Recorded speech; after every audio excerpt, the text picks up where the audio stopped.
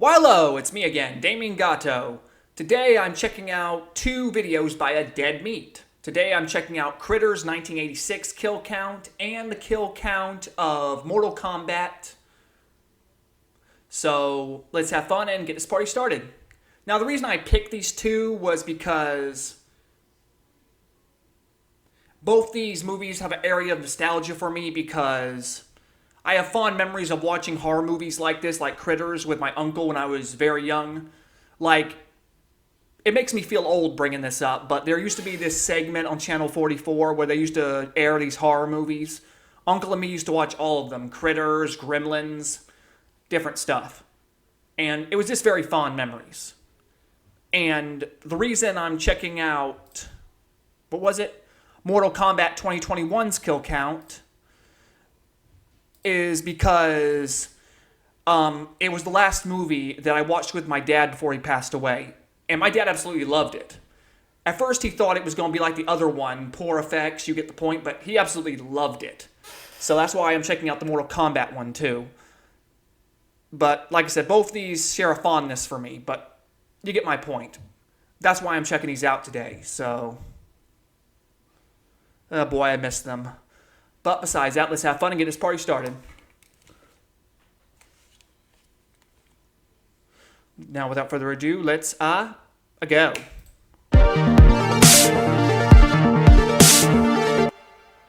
Welcome to the Kill Count, where we tally up the victims in all our favorite horror movies. I'm Zoran's slightly different Glasses Gavoyich, with one more stretch of episodes until James returns next month. Until he does, I'll be covering the much-requested Critters franchise, starting with the original from 1986. Critters is another franchise that I absolutely love. It's a finely balanced mix of horror and comedy that echoes Tremors in a lot of ways. In fact, the production was very similar as well, with a bunch of young, hungry filmmakers who became as close as the family in the film. We were like the little engine that could. It was great fun. Everybody was working as a tight-knit unit. Many people lump Critters into the Gremlins ripoff films like Munchies, Ghoulies, or Hobgoblins. Oh my. But Critters actually originated 2 years before Gremlins was released. It was written by then 19-year-old Brian Dominic Muir, who went by his middle name just for this movie. Dominic kind of sounds like an asshole. Muir had worked various jobs for low-budget God King Roger Corman, who was originally going to produce Critters, no doubt up to his usual standards. A chance meeting with Bob Shaye moved Critters over to New Line Cinema, with an increased budget of $2 million.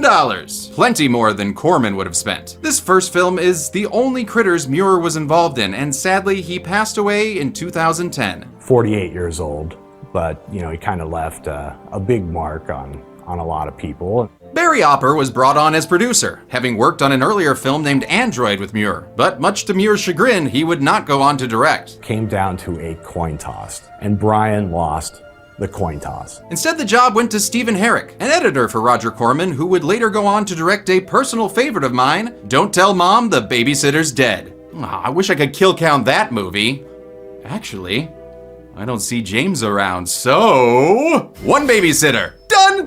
Critters includes some amazing actors as well, like Scream Queens Dee Wallace and Lynn Shay, as well as a young Billy Zane in his first speaking role. I wonder why you never talked before. I'm allergic. And I'm allergic to death. It makes me break out in hives. I don't die, oddly. But who cares about actors when you've got the titular Critters, designed and operated? Yeah, I have to say, the effects in this movie were good for their time. I mean, phenomenal. Just saying. By the Kyoto Brothers, the Three Stooges of visual effects. The Three Stooges for the Kyoto Brothers is a really, really good description. The Kyoto Brothers are maybe best known for creating Killer Clowns from Outer Space, a movie that a movie my mom will never watch because she hates clowns.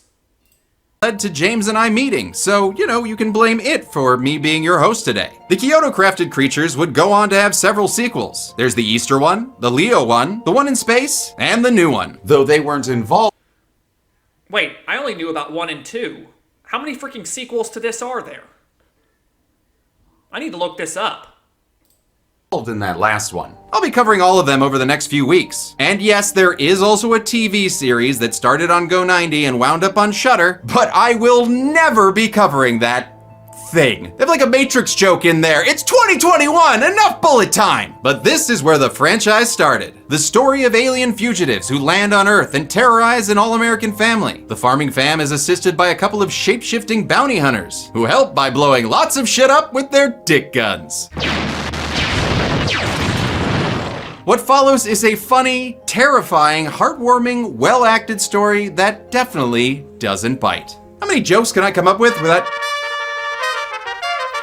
I'm sorry, but if I saw one of those in my house, the first thing I would do is drop kick it to next week.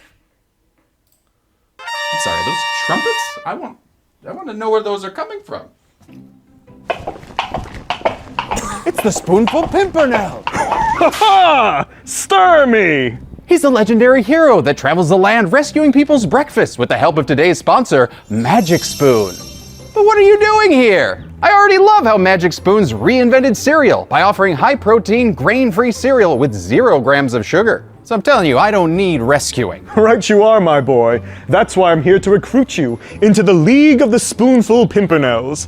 You see, we need dedicated magic munchers like yourself to spread the word further than one impeccably dressed breakfast vigilante could dream. I would be honored. Do you want me to talk about the build your own bundle option where you can pick from all 11 of Magic Spoon's amazing flavors like honey nut or peanut butter or fruity? Young Zorenia, I want you to speak from the heart. Tell me, what's your favorite cereal flavor? Cocoa and peanut butter. Well, what about your favorite cereal bar flavor?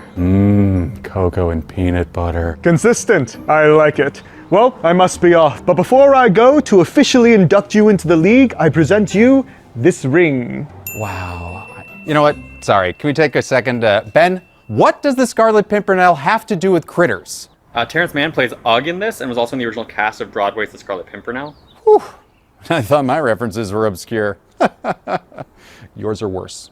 Anyway, you can become a Magic Muncher yourself by clicking the link below or scanning the QR code. And make sure to use code DeadMeatJames for $5 off your order today.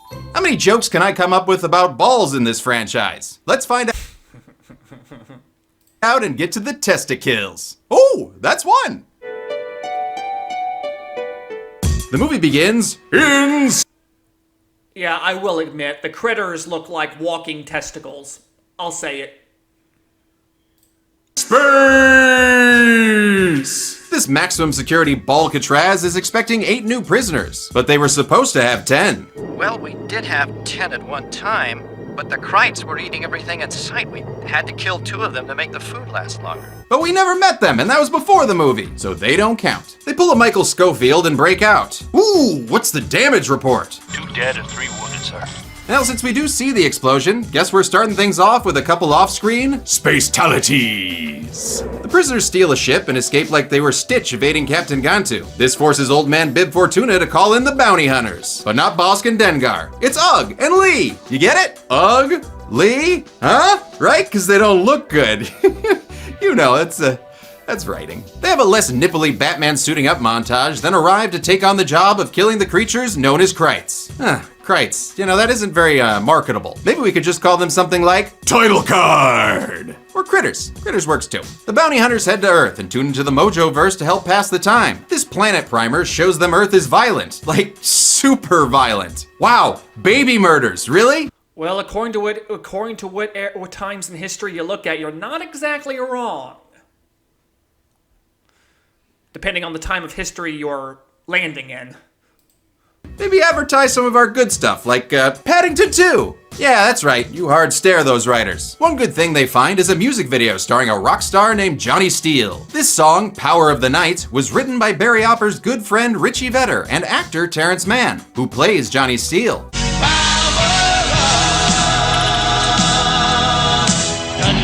Mann's a Broadway actor who originated the role of Rum Tum Tugger in Cats. However, Terrence wasn't production's first choice. Steve and I wanted Billy Idol. But Idol was too busy dancing with himself, and Mann got the role instead, applying his Broadway skills to this very catchy power ballad. I remember going into the studio and sitting down at the piano, and and writing it in about 20 minutes, half an hour. Johnny Steele's eye fucking gets the alien all hot and heavy. And melty. In a Raiders-like effect, Ugg alters his appearance to gain himself a new Steele look that would make Derek Zoolander proud. This awesome analog morphing effect was done by special makeup supervisor R. Christopher Biggs. His team placed heaters around a many-layered model head and melted it in real time, then played the footage in reverse. By the time they land on Not bad.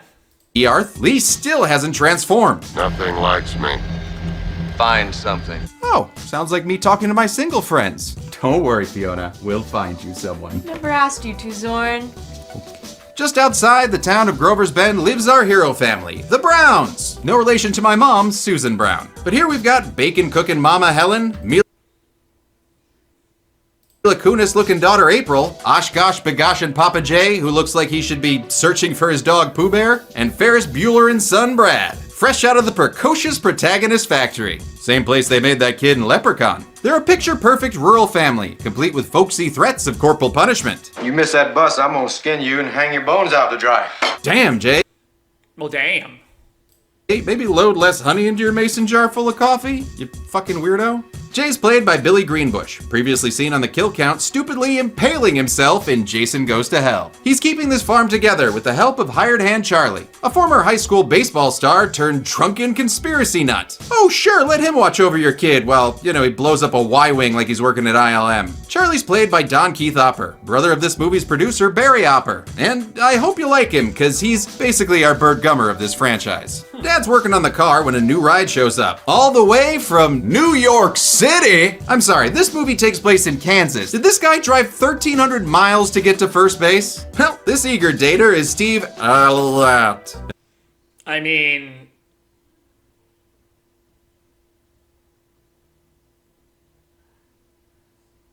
I would. But besides that. Yeah? You like that, D. Wallace? Played in ponytailed perfection by 19-year-old Billy Zane. Steve here wants to make a good impression on April's dad, so he goes in for a handshake, only to get the finger. Cheer up, man. There's always dinner. Well, we should get going. Never mind! April and Steve head out for the night, meaning they drive about 5 feet so they can go barnicate. Well, as if horny teens ain't enough trouble, though. There are other kids upstairs putting a few household chemicals into the proper proportions. Brad here is played by Scott Grimes, best known as the voice of Steve Smith in American Dad. He sneaks out of his bedroom window while his mom and the movie get distracted by Johnny Steele again. Whoa, hey, I think Helen's sexuality just got awakened right there. Sounds like she wants a little steel in her. That sounded better in my head. Jay, where are you? Nearby, this toaster of a spaceship lands and causes a ruckus that makes April think she's lost her virginity. The Earth moved. Already? Or maybe you just hit an iceberg. Don't tell Rose. Turns out the Krites have landed, and it's before midnight, so they're looking for some... The Krites are voiced by the endless IMDb page of voice actor Corey Burton, who I know most from playing Dale on Rescue Rangers and Count Dooku in Clone Wars. To create the critter language, he used a combination of Japanese rhythms and junior high French. I will say Rescue Rangers and Goof Troop were my 2 favorite Disney-based shows when I was a kid. Just pointing that out. Of course, to eat in French is manger. The faces had those teeth, so I couldn't make an M sound. I just said, Jay and Brad go to investigate and stumble upon the remnants of a critter's mouffe. What happened to him? I don't know. Without my gun, I don't want to find out. Honestly, I love seeing sensible characters in horror movies, even if on the way back home they pass a glowing spaceship that I'm pretty sure they would have seen from that distance. No? Don't see it? Alright. Okay, I'm sorry, but that's I like this about this one because at least the characters in it are sensible. I have seen too many horror movies where the main protagonist are just the people around him are just playing dumb as a rock. But besides that. Alright, get your eyes checked. Across the way, Deputy Jeff Barnes is on a patrol when those Tremors PAs find new work rolling critter balls across the road. It causes him to crash, and when he gets out of the car, he's shot in the leg with a porcupine quill. Barnes then screams at the camera before politely scooting himself onto the count. Back at the farm, Helen sees a creepy pair of red eyes outside the window. Oh, get that creature some Visine. Though they're not as creepy as her scare-grabbing husband. You scared the hell out of me. Oh. I'm sorry, forgive me. Rule 1 of a good marriage, always admit fault. Soren, did you mix up the minutes and seconds in the Dude Bro kill count? Yes. Yes, I did. I still love you. I still love you too, honey. That was my wife. Helen is played by America's mom of the 80s, Dee Wallace. And this was the first time she was credited as Dee Wallace Stone. We've seen her on the kill count in Rob Zombie's Halloween and Cujo, in which she co-starred with her stone-providing husband, Christopher Stone. As always, she's one of this film's strongest assets. She's acting as if she's in a better movie than it is. Jay tries to call the sheriff, but someone's cut the phone line. Honestly, who are we gonna call anyway? You're already a pinbuster. Oh, and now they cut the power too? I tell you, these critters are smart. They're too damn smart. Unlike Jay, who throws away his sensible notions from earlier and goes to the cellar to investigate. Oh, hey, I see something on the shelf over there. You know, you should probably grab a stick or maybe, oh, your hand? Oh, come on, don't! That's right, say hello to the critter. Oh, you look sleepy. Oh, look, it's one of Chewbacca's testicles. Sorry. Not sorry. The critters were designed and operated by Stephen, Edward, and Charlie Chiodo. Muir's script described the critters as furballs with teeth, and the Chiodos added a little inspiration of their own. In this case, I think it was really the Tasmanian Devil became kind of a touchstone. Anything else? Tried to do something reminiscent of the Muppets, light and very expressive. And they did so, using practical hand puppets with hydraulic articulations in the face. The critter's signature glowing red eyes were achieved with the same reflective paint used on stop signs. They would then position a beam splitter near the camera that would reflect red light back at it. It gave the critter's eyes an incredible depth and a kind of an unreal look. It just looked really, just very cool. The only issue with the puppets was the fur they used to achieve a less cute and more quill-like look. The moose pelts we got ended up being very stiff, and it was really difficult to puppeteer. You were fighting this thick pelt that really inhibited a lot of the movement. Jay's attacked from above by another Krite, who takes 5 easy pieces out of his shoulder. Jay manages to smash it with a hammer! But before he can make it up the stairs, he's hit by one of those quills we saw used on Deputy Barnes. He's knocked out and dragged away, and later we learn more about the non-Jeffrey Rush-related quills. Hey, careful, boy. That's some kind of poison. And those will make any cowboy sing a sad, sad song. Meanwhile, the Blue Ball Marathon Makeout Sesh has been going for what seems like hours. So long that the music has stopped. Yeah, you put that weird director name cameo music back on. Oh damn! Yeah, can't get to second base without those fingers. Also, I think it's supposed to seem like they were bitten off, but Zane is totally just curling them up there. A second critter appears and goes for a little belly Zane. April tries to fight it off Baghead Jason style, but it's no use. As we say via con diablos to the other collector. This kill was actually much more Well, he got to a type of base. violent in the original cut. We spent hours shoving a critter into a bloody Billy Zane stomach. I must have shot 20 minutes of him getting devoured, and it ended up just being one close-up of his face. I guess that original cut is just known as a phantom edit.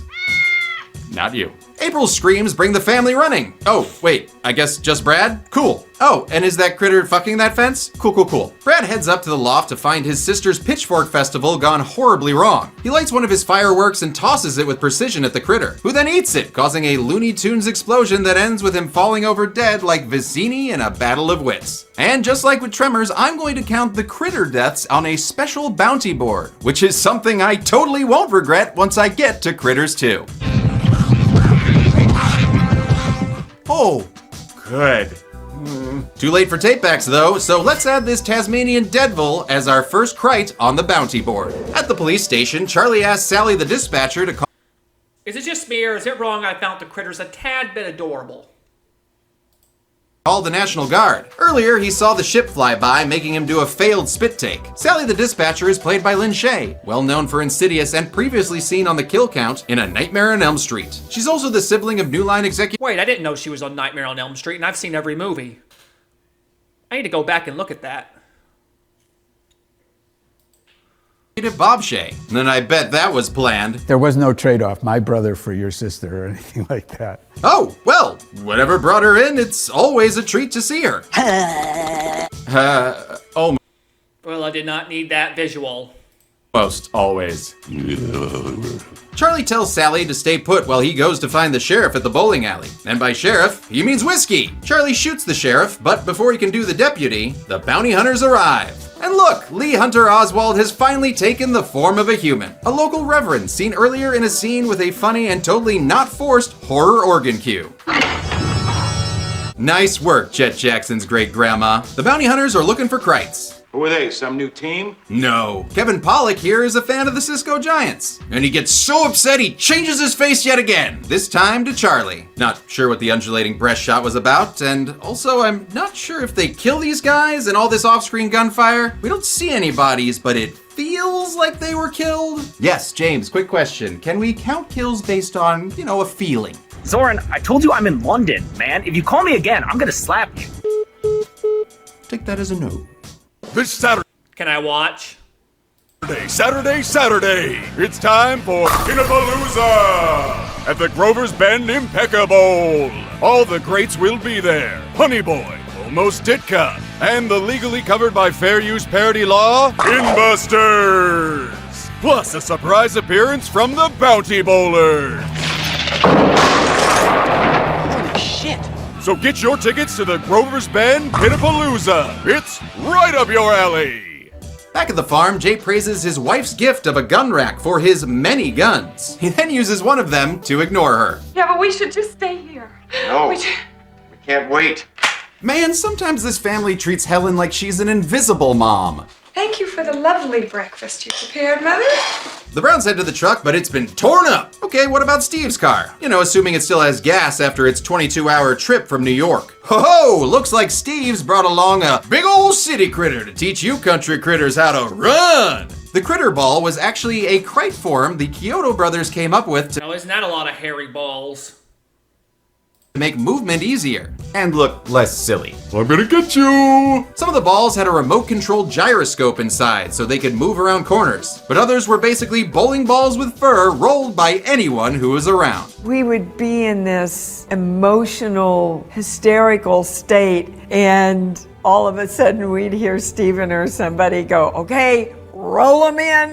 The Browns get back to the house where Jay is bit on the same shoulder as before. Oh, wow, that's gotta hurt, but hey, easier for continuity. Once again, the family sends Brad off on his own so he can unlock the door from the inside, right as the critters approach.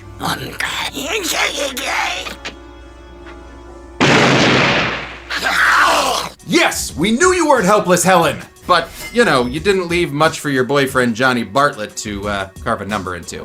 I also love this subtitle joke, which almost didn't make it into the movie since New Line head Bob Shea didn't want Critters subtitles. Director Stephen Herrick secretly added this one subtitle to a test screening, and the audience just erupted. You couldn't hear the dialogue for 2 minutes at least. After the screening, Bob Shea comes in and says, okay, all right, how do we get more subtitles into the movie? With Jay laid out, Helen takes over as head of the family. Why don't you go check the windows? I already did. We'll check them again! Oh, man, wow. Honestly, I love that breaking down moment from Dee, followed by a heartfelt hug. Oh, it's nice to see some realistic family dynamics in a horror movie. Well, aside from the Buckners. The critters don't want to miss out on Family Fun Day, so one prepares for a very scary Kreitmas, which happens to be the name of the treatment for a Critters Christmas movie I wrote with Dude Bro director Michael Rousselet. If only I could get a meeting with those Warner brothers. Or their sister Dot. But Santa Kreit was just a red Christmas herring, and the real attack hits Helen with some porcupoison. As Helen yawns, April flips the bitch of a couch, trapping the critter underneath. Two more unexpected dinner guests make the family send their child once again into danger to get...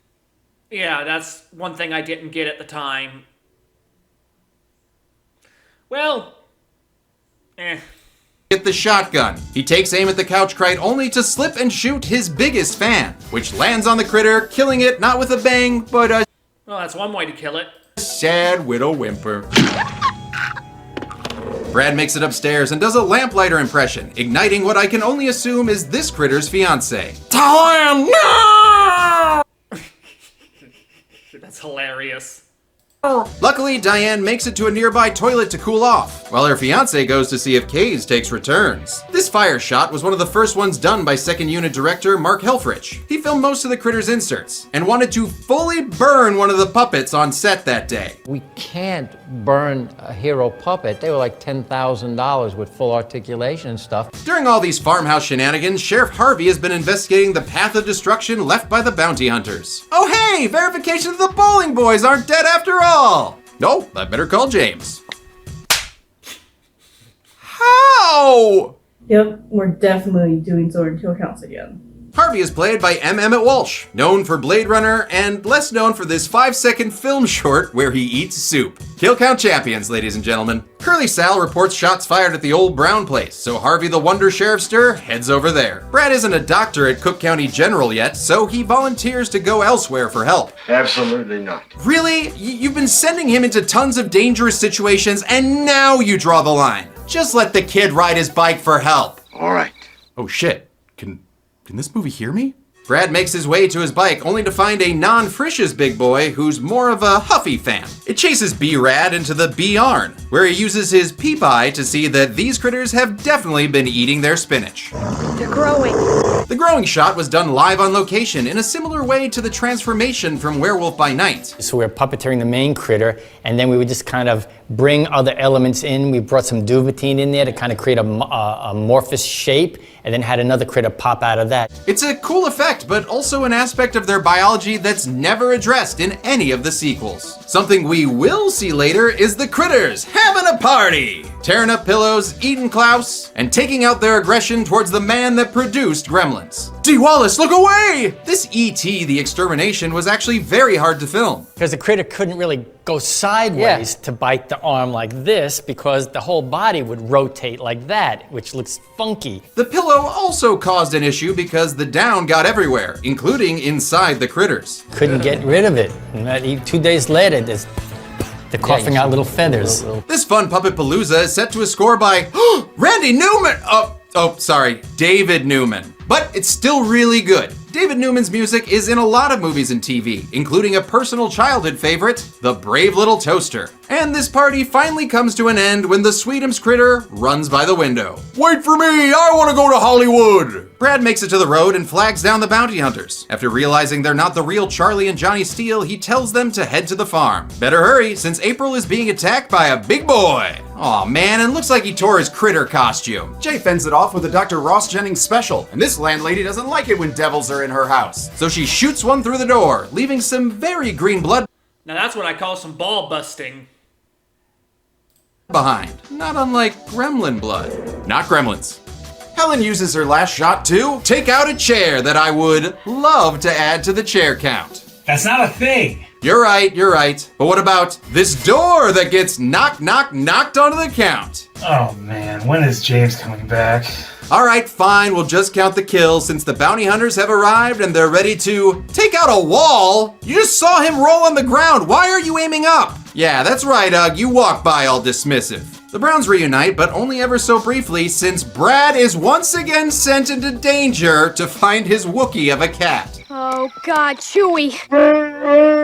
Sheriff Harvey arrives and tries to keep the family safe, as the bounty hunters just destroy their house. I mean, insurance ain't covering that. They end up in the bathroom where Diane's been having an affair with a ghoulie. She's flushed out of her hiding place when Ugg uses his cannon to fix the critter clog. Oh yeah, you got them booms like Jagger. The bounty hunters' guns were actually modified 12-gauge shotguns designed by Anthony Dublin. They used smaller shotgun shells since full-size shells would have blown the barrel off. But these bite-sized bullets still packed a punch. And all these shards of the toilet of the porcelain come flying back and hit the stunt guy in the face, and he got some pretty nasty cuts on his face from that. Another critter ball bails on the situation past Sheriff Harvey, who asks bounty hunter Charlie what's going on. His response is very peculiar. I hope not your take over our operation. I'm sorry, what the hell did he just say? I hope not your take over our operation. Sure, if that's the best take we got, just use it. But hey, make sure to put M. Emmett Walsh down nicely. Good God, the man's 53 years old. Be gentle. Harvey's okay, but Brad isn't, since he's found Chewie as well as another fat cat in the form of Big Daddy Critter. BDC attacks, but is scared off by Ugg's euphemism of a gun. The human-sized critter was portrayed by Kevin Thompson, a seasoned costume actor whose work includes Ewoks, Clockwork Napoleon Bears, and the alien from Night of the Creeps. The reason the full-size critter is never fully seen outside of quick cuts is because the director and Kyoto's weren't very happy with the final look. First time you see it in full thing, it reeks of the Kool-Aid Kid. Oh yeah, critters! Zoran, do you sure people are gonna know that you got an official voice of the Kool-Aid Man for this little cameo? They will when they see this. Yeah, I really should put some pants on. Over my dead body! Brad and Ugg get downstairs to find that April's been kidnapped by the Shredritter, and it's up to teenage biking ninja Brad to save her. Cause I guess he's gotta do everything! Can someone please at least go with him? Like, I don't know, you, Charlie Hunter.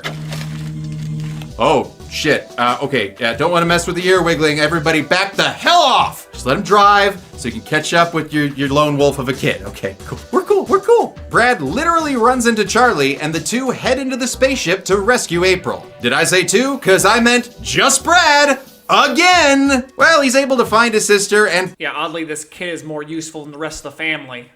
pluck out her gnarly ingrown hair.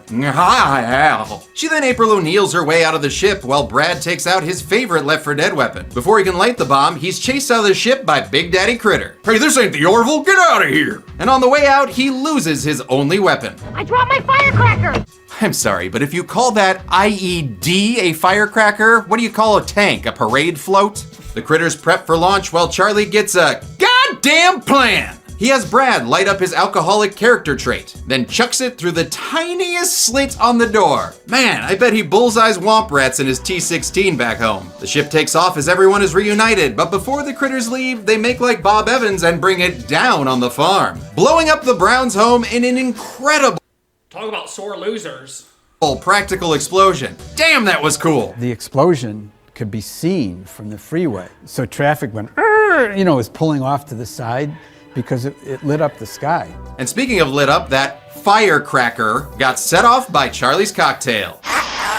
Guess uh-oh is a universal language since the critter ship is blown up, killing the remaining 3 Krites and also blowing up the house just a bit more for good measure. The survivors look on and Dee Wallace starts to cry when she realizes she'll eventually have to be in the not-so-great 5th film. The bounty hunters also want to return in a sequel, so they give Brad their pager, as Charlie wanders off with them, offering to be their space intern. Maybe you need a good mechanic to work on them guns. The family looks at their destroyed home as night turns to day and they drive back to their house. Wait, where the hell did they go all night? Now this smells like a reshoot. And in fact it was. The movie originally ended with the house destroyed and the family just moving on with their lives. But a comment from a random director after a test screening got them a new ending. Wouldn't it be cool if the kid could push a button and the house comes back together? And Bob Shea said, that's brilliant. To achieve this magical rebuild, a miniature replica of the house was made by Gene Warren Jr. They used cables attached to various points to pull it apart, and latex rubber inside the house, so stuff would come down like that. And so when it went back up, it grew back up like that, and so it didn't really look that reverse printed. To add to the nonsensical nature, the bounty hunters give a farewell Blue Angels fly-off. Seriously, why the hell are they just flying off now? What were they doing all night? Maybe each other. I don't judge. Well, at least there's a cute cat on delivery package in the mailbox, and a sequel tease with some very giggly eggs. How many people were devoured by the night of the critters? Let's find out and get to the number. Leave the cat on me, you fucking flannel. Whee! Cannonball! Well, let's do this. 4 people or aliens died in critters. 2 men and 2 unknown, giving us a chart that leaves me hungry. The runtime of 86 minutes will give us a kill on average every 21.5 minutes. As for the bounty board, we can add 8 critters. 2 for Helen, 5 for Brad, and only 1 for the bounty hunters. Giving us a critter kill on average every 10.75 minutes. Huh? Oh, fuck. That one doesn't go on the count. I'll give the golden chainsaw for coolest kill to Steve, even though it could have been cooler without the cuts made to make this PG-13. I mean, seriously, having your stomach eaten out is something usually reserved. Yeah, they definitely do need to make an uncut version of this with that scene put back in. For Scottish sheep. Dull Machete for lamest kill goes to the 2 off-screen kills for the space warden people alien thing. I don't know what they were, we never got to meet them. And I bet they were real nice too. And the new Bounty Booty Award for best critter kill goes to the critter that doubted the awesomeness of Dee Wallace's stone cold killer instincts. It was messy and genuinely hilarious. And that's it. Critters came out in 1986 and did well enough to spawn another theatrical sequel. I'll be covering that next week, but until then, I'm a man who owns an original sketch by Charlie Chiodo of a critter, and this has been The Kill Count. Thanks for watching!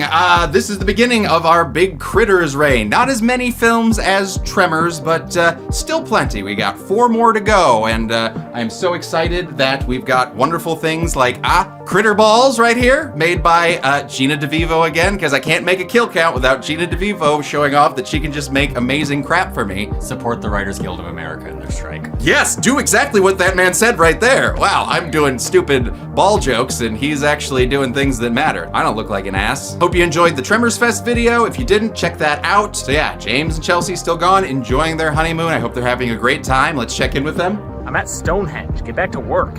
Awesome. I'm very excited for whatever that clip was. Next week, we're going to keep following the bouncing ball. And until then, remember... Now on to Mortal Kombat 2021.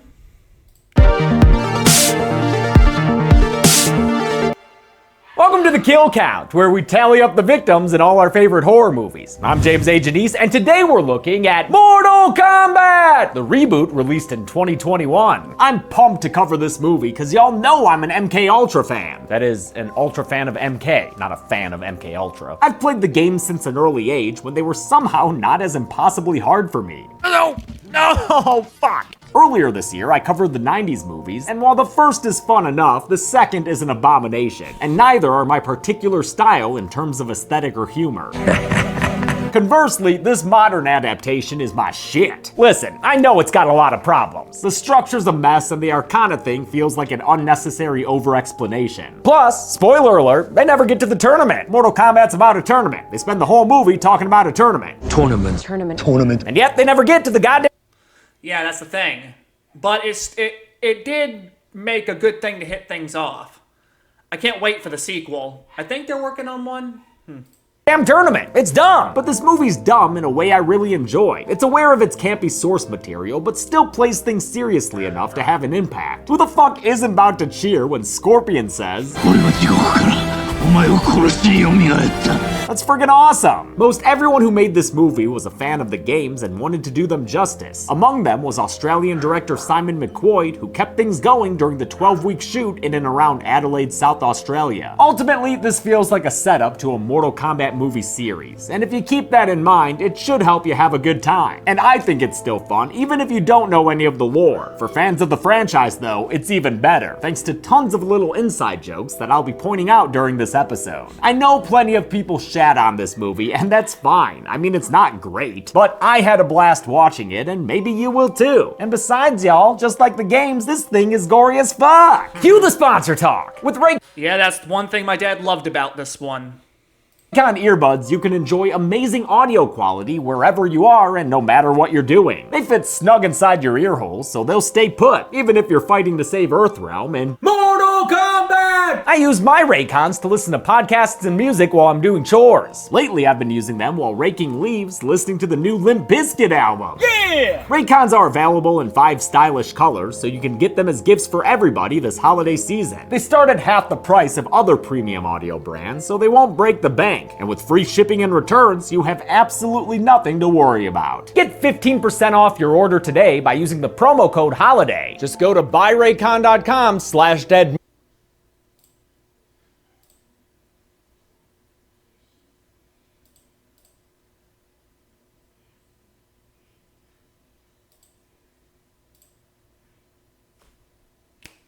Meet and use code HOLIDAY to get 15% off. The 90s movies had bloodless kills owing to their PG-13 ratings. This movie almost got an NC-17, and I'll show you why. Let's get to the kills. The movie begins in Japan in 1617 at the compound of Hanzo Hasashi. Hanzo is a ninja of the Shirai Ryu clan, but he's also a family man and confirmed wife guy. Oh, that's nice. While he's out getting water, though, his compound is attacked. The first victim is cut down, or up, on the other side of this wall. Hanzo's wife and son hide their family's baby girl before they're found by Bi Han, a Chinese ninja of a rival clan called the Lin Kuei. He is not only a mean man, he also has ice powers, because this is the original Sub-Zero, motherfuckers! When Hanzo comes back, he's shocked to find a random ninja friend dead with a spear in his back. Actually, he's a bit more concerned with his wife and son's frozen bodies that he finds outside the compound, sitting there looking like a prize-winning ice sculpture. This leaves Hanzo understandably pissed, and he takes it out on the 4 Lin Kuei ninjas who attack him. He fucks them up real. I have to say, the fighting choreography in this was awesome. Just saying. Bad, and the movie doesn't hide from the gruesomeness of blade kills. By the way, this group of kills also includes 2 of Hanzo's men seen in the background. Hanzo grabs a kunai his wife had been using for gardening and a long rope to fasten together his signature weapon, a harpoon that he uses to kill the next wave of ninjas. It's choreographed pretty clearly, which makes my job a whole lot easier. I counted 9 victims total during this attack, the last one getting clotheslined to the ground. Haha, get wrecked. Hanzo finds Bi-Han, and though he doesn't speak his language, both of them are fully fluent in kick-assery. They have an awesome fight scene revolving around Hanzo's kunai, which makes its way into and across both of their bodies at various points. Bi-Han eventually overpowers his foe and sticks the spear tip into Hanzo's shoulder. He's so confident that it's enough to kill Hanzo that Bi-Han walks away like fuck it, looking like Jason in part 3. Hanzo's still alive enough to crawl past an extra body we didn't see before, but then he stretches out his arm and dies closer to his compound. Good thing he didn't make it inside. He might have burned the damn thing down with that fire magic. A thunder god named Raiden arrives, eyes all a-glowing, and finds the hidden heir of Hanzo Hasashi. It's time for that baby to take a lightning trip, and time for us to take a look at this title card with a K. Some text spells out our situation. Earthrealm, that's us, is one fighting tournament away from being taken over by the violent dimension known as Outworld. But again, don't hold your breath waiting for the tournament. Right now, we need to introduce shit like Hanzo Hasashi's descendant Cole Young, a movie-only character played by Louis Tan, created to be an audience surrogate of sorts. I know lots of people, myself included, weren't thrilled about the inclusion of a non-game new character. There's only one of those I'll stand. My boy Art Lean, rest in peace, buddy! But don't blame co-writer Greg Russo, a lifelong fan of the games. He said Cole Young was a studio demand that came straight from Warner Brothers. Cole's a cage fighter with a loving wife Allison and daughter Emily, but their love doesn't keep him from getting his ass kicked. He's always losing his bouts, despite Emily's solid advice. The uppercut is a big damage move in the games, especially in the first few before combos were more of a thing. Cole is beaten bloody, but seems like he still has fans, like this handsome stranger. Cole Young, the man that took the belt from Eddie Tobias. That name is a reference to the men who made Mortal Kombat, Ed Boon and John Tobias, who were working at Midway Games in the early 90s. This is Jax and his giant arms, and he's very forward asking Cole about his dragon marking. He's had it since birth, and it was also seen on Hanzo during his fateful trip to the watering hole. Jax keeps an eye on Cole as he and his family go for ice cream. Oh, and check it! This ice cream place must have experiential marketing, because it's snowing all of a sudden. It's more than snowing, actually. It's a full-on deep freeze here. And look who it is making things frosty! Beyond the B-hole is back as Sub-Zero, howling hard and doming one dude in the head, which I'll say kills it. This ice attack is awesome, since it was done practically. The effects team experimented with the best materials that would look and break like real ice, then devoted a whole warehouse to making enough of it. Special effects supervisor Peter Stubbs even built an ice gun to make the hail rain down. Jax rolls up to save Cole and his family, and while driving them to safety, tells Cole what's going on. That scary blue ninja is hunting both of them down since they both have those dragon markings on their bodies. It's not a birthmark, Cole. It means you've been chosen. Before he can explain too much, Sub-Zero blocks their path, so Jax tells Cole to go find a woman named Sonya Blade while he tries to take care of the Iceman. The fight between Jax and Sub-Zero is preceded by some Easter egg graffiti, the controller input to perform Sub-Zero's freeze attack. Subby shows up for a fight that gives us a look at Jax's muscles in action, but despite their impressive girth, he gets his ass kicked by Sub-Zero. I mean, the guy does have ice powers. It's nothing to be ashamed of, Jax. Subby uses his powers to force Jax into submission, then freezes him from hands to shoulders. With a painful shattering, yeah, that was a gruesome shot. I can only imagine the pain if that real... Ew, I can only imagine the pain. I know it's not real, but just saying the visual.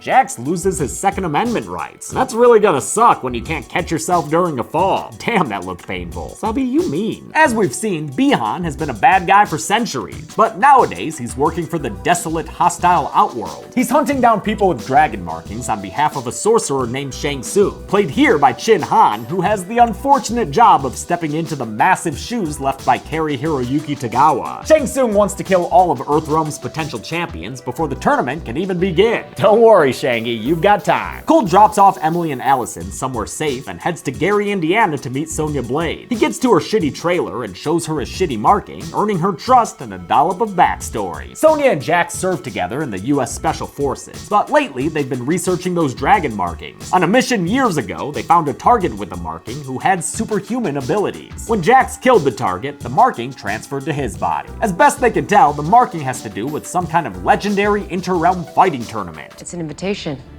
to fight for something known as Mortal Kombat. Mortal Kombat! And yeah, this scene is one big ol' exposition dump, but at least it includes Easter eggs for Mortal Kombat fans. Peep that picture of Nightwolf, one of my favorite characters, or that bust of Kotal Khan, the future former leader of Outworld. There may be more Easter eggs hidden here too. Sonya's wall of intel became a full-time job for the art department. We knew that if the camera went across it, it would be freeze-framed and red.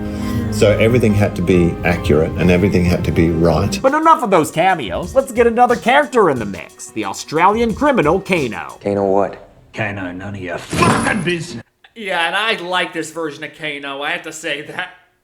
This version of him's perfect. No last name. Kano is a ruthless mercenary who works for the Black Dragon clan. Sonya's holding him captive because he has a dragon marking. Just like Jax, Kano's marking appeared after he killed someone else who had it. You were never chosen. Of course, neither was Sonya. She doesn't even have a marking. All of a sudden, they start getting an invisible beatdown thanks to a camouflaged foe. It steps on Kano's face and scars it with a nasty slash, then slinks around in the rafters, dripping acid from its mouth. This is Syzoth, aka Reptile, an MK mainstay who's had invisibility since he was a hidden character in the first game. I love how they use a flare in this fight to keep track of him. Reptile's character evolved from a green palette swap ninja to being a member of the reptilian species known as Saurians. Since director Simon McQuoid wanted to draw from all of Mortal Kombat's lore, he made his movie's version both quadrupedal and bipedal. The 3-on-1 handicap match eventually ends when Kano punches into Reptile's chest and, screaming, removes his heart. Kano wins. Yeah, the gore in this is perfect. Sprinkled in just the right way. You fucking beauty. Josh Lawson is so damn entertaining as Kano, and many of his lines were improvised. Not sure which ones though. Sonya wants to go to Raiden's temple, where champions train for Mortal Kombat, and Kano knows where it is since he used to run weapons there. He takes them there on a cargo plane that they have to parachute out of. Then they begin the long trek with Kano as their guide. He says he knows where they're going, but that dude lives in a house of lies. Since he's such a dick, it's a good thing they get additional help in the form of this Karate Kid. It's Liu frickin' Kang, and he's got frickin' fireballs. Does that mean I'm gonna get superpowers at any point? Liu Kang's a Shaolin monk from the Order of Light, another Earthrealm champion in the employment of Lord Raiden. He's played by Ludi Lin, previously a Power Ranger, and another fighting game character in an episode of Black Mirror. Liu leads them across the desert expanse. Nice. Until they arrive at Raiden's temple. Both of the previous Mortal Kombat films had awesome on-location shoots, and I'm glad this installment continues that tradition, now with more sweeping cinematography. Location supervisor Jacob McIntyre scouted epic landscapes throughout Australia. Sometimes they needed to modify things, like with Hanzo's lush Japan set compound. There, they added fake moss and greenery to Mount Crawford's pine forest an hour away from Adelaide. For Raiden's temple though, filmed at an empty opal mine called Cooper Pedy, they didn't have to do anything. Though it had never been filmed before, it was already screen ready. Liu's hand lantern and a secret door gains them entrance inside the temple, where murals depict previous tournaments, and give us more Easter eggs. One of them shows the realm named Edenia, and another Shao Kahn, the hammer-wielding emperor of Outworld. And yeah, Cole, that one's got your grandpappy in it. Explains all those weird dreams you've been having lately. Besides the murals, which look really cool in real life, Raiden's temple includes other Easter eggs, such as the steel fans of Princess Katana and Shinnok's amulet, an important item in the game's storyline. Liu Kang introduces everyone to Lightning Daddy Raiden, who says they're pretty shithouse champions, especially you, Kano. Raiden's played by Tadanobu Asano in a performance that I know disappointed a lot of people. One more victory, and Outworld will gain control over Earth forever. I think it's fine, but I mean, I didn't really have any much issues with this version of Raiden. But I was expecting more given Asano's electric performance in Ichi the Killer. I wonder if he just took this role because he's a fan of hats. It may not bristle me as much as Christopher Lambert's Weasley depiction.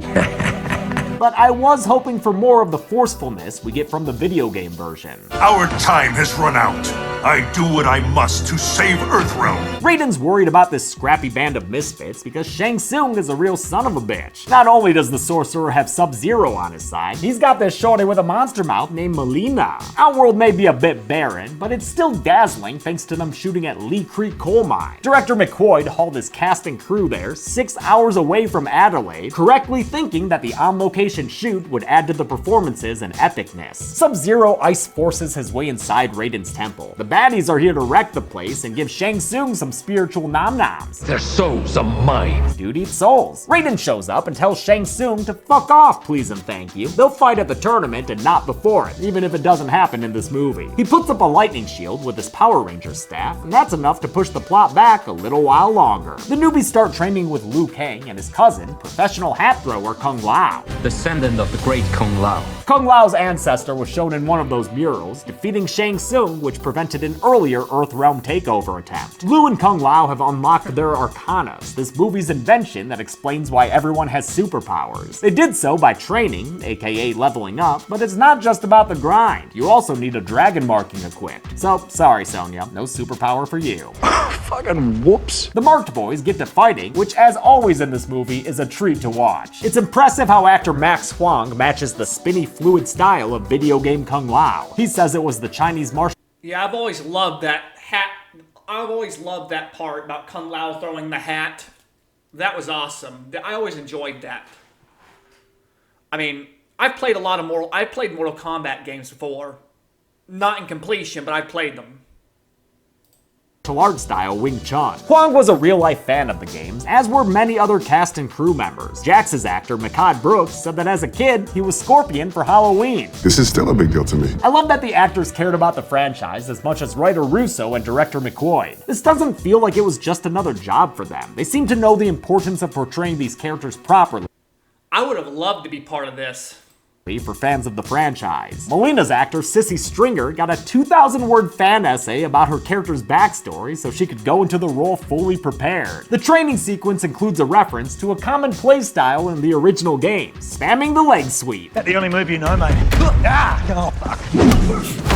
Another game reference is mentioned while Liu Kang tells Cole Young his backstory. He mentions Bo Rai Cho, the man who trained him and Kung Lao, and who in the games early on was a guy who burped and farted a lot. It was dumb. Since she can't train with the marked boys, Sonya instead hangs out with Jax, who's being treated in the temple after Liu Kang found him alive but, you know, armless. Now he's rocking these mechanical limbs, which aren't exactly a one-to-one replacement for his previously bulging biceps. Oh, those are great, mate. They make those in men's sizes? Kano goes on a supper-time tirade of personal insults and mild racism, and that anger unlocks his arcana, which blasts forth from his eye. Ah, laser beam! It's better than fireballs, you pussy! No matter how much they beat up Cole, though, the kid just can't find his power. Must be extra disappointing after he finds out he's the descendant of Hanzo Hasashi, a legendary warrior murdered by Sub-Zero. Since Cole won't shut up about how much he misses his family, Raiden opens a lightning portal and sends the guy home. Cheaper than ride shares, I'll tell you that much. Yeah, Allison, you hugged that frugal husband. Here, let's meet some more Mortal Kombat characters. Freaking Cabal, one of my faves, and two characters I was unfamiliar with. Reiko and Natara, who Shang Tsung keeps saying is hot. She is beautiful. In every single way. There's also the still unseen Shokan warrior Prince Goro, who was earlier teased in one of those murals. Shang Tsung says they all about to beat up some Earthrealmers, and to get to them, they'll lean on Cabal's networking skills. You see a guy down there? Complete fucking asshole. Answers to Kano. Cabal knows Kano through the Black Dragon Syndicate, and in fact, Kano's the reason Cabal's all Darth Vaderized. Through a profanity-ridden back and forth, Cabal convinces Kano to join the bad guys. Just name your price, then double it again.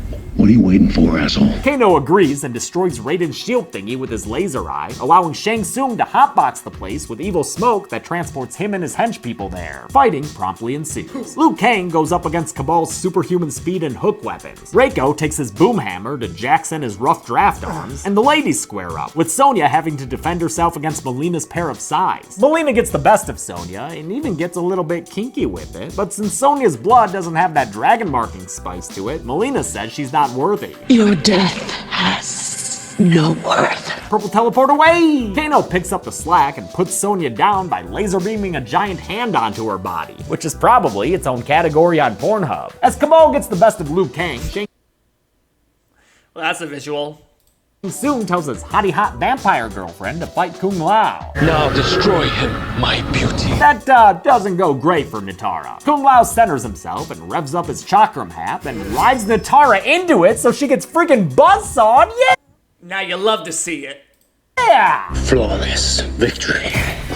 Fuck yeah it was, dude. That was sick. During all this fighting, Cole gets a home visit from Prince Goro, who for whatever reason comes out of his shed. This Goro looks pretty good for a giant CG beast, although I missed the clunky animatronic created by Tom Woodruff at ADI. It wasn't great, but I can't help thinking how good a modern day practical Goro could look. Just think of Neil Scanlon's work in Jurassic World Fallen Kingdom, and imagine a Goro of that caliber. Instead, we get a digital version, which was done with two dudes in blue screen suits, the back one on stilts, so they could choreograph a fight properly using the character's forearms. Props to VFX supervisor Chris Godfrey for all the solid CG. I did not realize that Jax's entire chest had blue screen effects going on. It looks great, much better than his Annihilation bullshit. Allison gets involved to help her man, turning Goro's attention to her and Emily, and you do not want that guy's attention. With his family in danger, Cole finally finds his Arcana. It's a suit of armor that comes out of a bracelet Emily had Yeah, all he needed was the right motivation.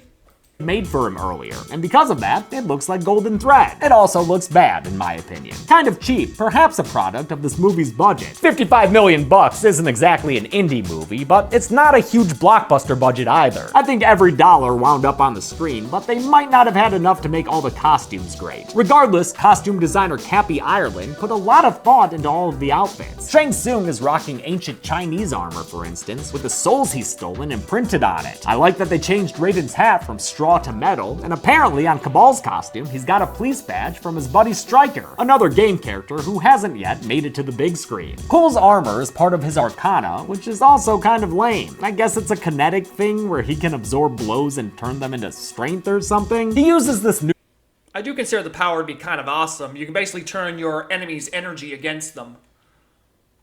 newfound advantage to go on the offense against Prince Goro, and he fares much better in the second round of their bout, especially with that uppercut. He even materializes a pair of golden tonfa, and with those he really lays into his four-armed foe. Well, four-armed and three-handed. With his tonfa, Cole delivers some gnarly slashes and stabs that finally puts the Prince of Shokan down. It sucks that we only got a few minutes of Goro, but at least he went out with some gore, yo. At Raiden's temple, Jax finds Sonya being crushed to death. The care he has for his comrade unlocks his Arcana, a pair of metal arms that look a lot more like his video game ones. It does beg the question though, what would his Arcana have been if he had never lost his arms? Man, the Arcana thing is dumb. Raiden begins a tactical retreat, but Kung Lao gets caught by Shang Tsung. Kung Lao is killed by Shang Tsung when the sorcerer sucks out his soul. In some circles, they call that a soul slurp. You know, like a turkey slurpee. Raiden Yeah, he sucked the soul out of him. teleports his champions to an inter-realm location called the Void. Even Cole, who takes a lightning portal from his front yard. Love you, fam, but bye. Gotta go get my inheritance. A garden spade from the White-Eyed Wizard Man. Cole says that they can beat the bad guys as long as they fight them on their terms. That means pairing everyone off at different locations. But how can they do that? Lord Raiden, can you send anyone anywhere? Oh, okay, that was easy. The fights take place simultaneously, but it's easier to go through them one by one. So, the first bout takes place in the Pit, an infamous Mortal Kombat stage that's been in many of the games. There, Jax fights Reiko and his hammer. The new and improved arms Now, this was my dad's favorite fight scene. prove to make it a much more even match, and Jax ends things pretty quickly when he jumps and claps Reiko's skull in. And that was my dad's favorite gore shot. To smithereens. Holy shit, dude. Yeah, these motherfuckers work. The next fight is probably Also, he loved that line. my favorite of this bunch, since it takes place in close quarters. Kano fights Sonya in her tiny trailer home, which she's outfitted with secret hatches and crawl spaces aplenty. I really like how confined all their attacks are here. Plus, they beat each other up using simple household items. You could make a BuzzFeed list out of that. The fight spills outside through the bathroom window, where Sonya ends things by stabbing Kano in the eye with a garden gnome. With that kill, the dragon marking passes from his body to hers. The Arcana is still a dumb thing, but I'm happy for you, Sonya. Next is Liu Kang facing off against against Cabal, and a rematch like this were a Raw the night after a pay-per-view. Lou's more prepared for Cabal's speed this time and even hits him with a bicycle kick, one of the most satisfying moves to land in the game, partly because of the ridiculous sound effect. The kick traps Cabal in a pit of some sorts, and now Liu Kang is ready to murk him. He summons a giant fire dragon that swoops in and engulfs Cabal, getting things all sorts of toasty. Cabal falls to his knees, a crispy burnt boy. I love how much this death matches the game fatality too. Finally, we have Cole fighting Melina, who keeps up the purple teleportation. Teleportation? She ends up getting so mad that she screams the corners of her mouth open, showing us the extent of her sharp teeth and making her look more like her video game self. That's a problem for Cole, but thankfully for him, Sonya shows up with her new arcana. It's her pink energy bracelets that she launches straight through Melina's torso. Wait, why didn't the ring sever her spinal cord? You know what? Fuck it. It's fine. These last two bouts were filmed at the Black Hill Granite Quarry, 2 hours outside of Adelaide. Keeping with McQuoid's desire to have as many things as practical as possible, the actors fought in front of real fire being piped in through copper fixtures. Cabal's death was a huge fire stunt performed by his physical actor, stuntman Daniel Nelson. Cabal's voice, on the other hand, was provided by Damon Harriman, the guy who played Charles Manson in both Mindhunter and Once Upon a Time in Hollywood. With the other evil henchmen defeated, all that's left is Sub-Zero, who's such a horror villain, he's showing up in jump scares at Cole's family's safe house. He appears to the Earthrealm champions and indicates that he's been up to some daughter napping. That lures Cole to follow him solo straight into the Badlands.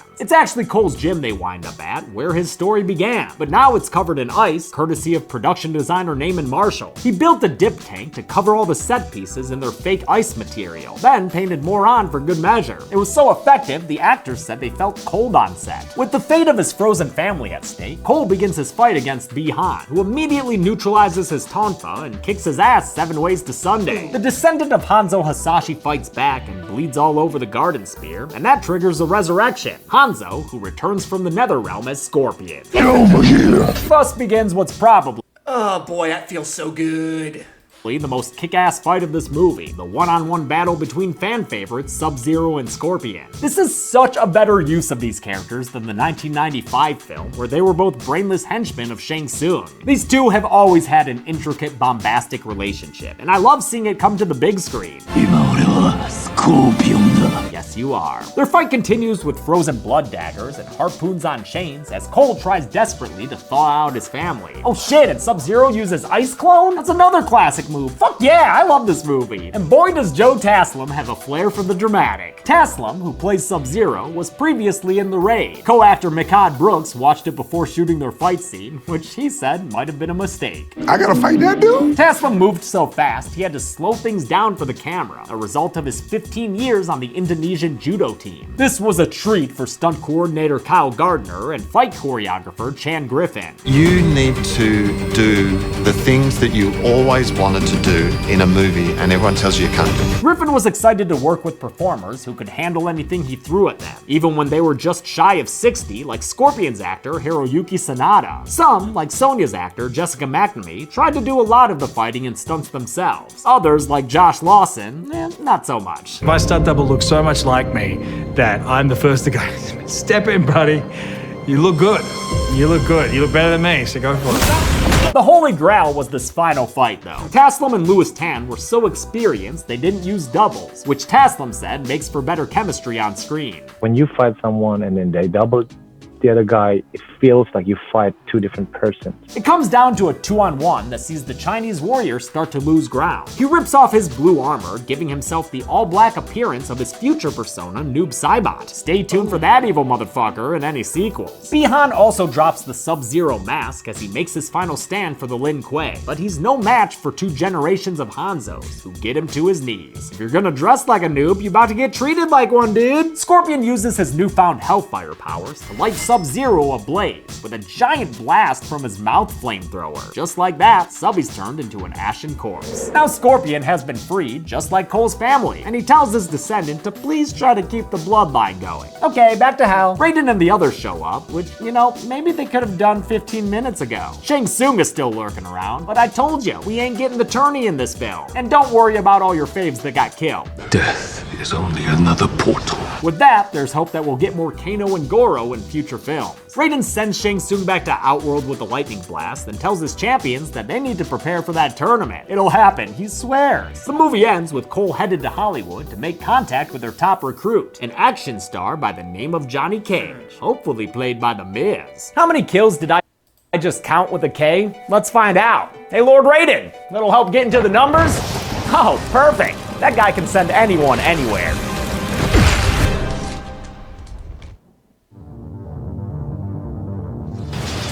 I counted 31 kills in Mortal Kombat 2021. Only 3 of them were of women, while the 28 male victims included a lot of unnamed ninjas. Some frozen chunks in that pie chart though, so I don't think it's fit for consumption. With a runtime of 110 minutes, that left us with a kill on average about every 3.5 minutes. Golden Chainsaw for coolest kill is tough, because there were a lot of awesome ones. But I'll give it to Nitara. I think it's the kill most people will remember walking away from this thing. Dual Machete for lamest kill is gonna have to go to any of the nameless ninjas seen dead, having been killed off screen. Everything But the choreography of the fight was awesome. else was dope. And that's it. Mortal Kombat came out in 2021 and was the first movie I saw in theaters since Invisible Man in February 2020. That could also play into why I like it so much. Though I'm hoping for a sequel, nothing's been confirmed yet, so I'll keep crossing my fingers, and in the meantime, I'm James A. Janice. This has been the Kill Count. On the next Kill Count. Hi kids, do you like violence? Wanna see a killer clown do a whole bunch of gory shit? Then sit the fuck down and listen up. Stitches the Clown is ready for showtime. Kombat show. And he's got a bunch of tricks that'll blow your fucking mind. This low-budget Irish flick features a killer clown I need to look this up. played by a British comedian. Oh, funny bones. Goodbye, funny bones. The deaths are on theme and disgusting. And Stitches evokes classic horror comedies like Evil Dead, meaning it's not afraid to get silly. And it's not afraid to get bloody. It's the best of both worlds, with a bunch of Irish accents mixed in. Oh, it's funny, is it? Yeah, laugh it up, yeah. So basically, this movie is fun as fucking hell to watch. Everybody happy. Take my word and check it out this weekend for yourself. And on Sunday, in just 2 days, you fucks. You're an asshole, you big dumb clown. Watch the Kill Count, only on Dead Meat.